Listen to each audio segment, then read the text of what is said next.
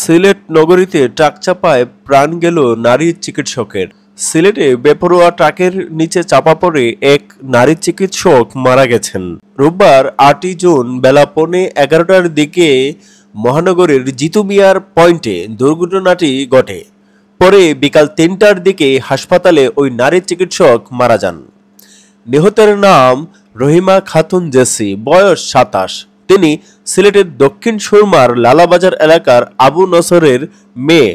Rahima Sylhet women's medical college হাসপাতালের intern ও এসএসকেএস ক্লিনিকের duty doctor ছিলেন।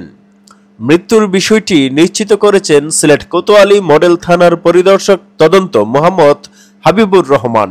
তিনি জানান, দক্ষিণ সুরমার দিক থেকে কাজিরবাজার সেতু দিয়ে বেপরোয়া গতিতে আসা ট্রাক সিলেট ড ১১-৩১-৭৯৯ একটি রিকশাকে চাপা দেয়।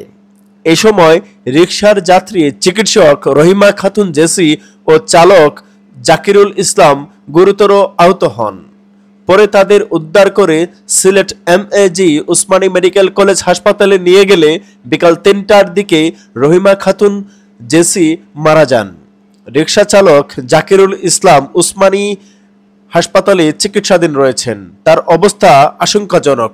ওসি বলেন, ট্রাকটি জব্দ করা হয়েছে, তবে চালক পালিয়ে গেছেন। এই ঘটনার পরবর্তী আইনানুগ ব্যবস্থা গ্রহণ করা হচ্ছে।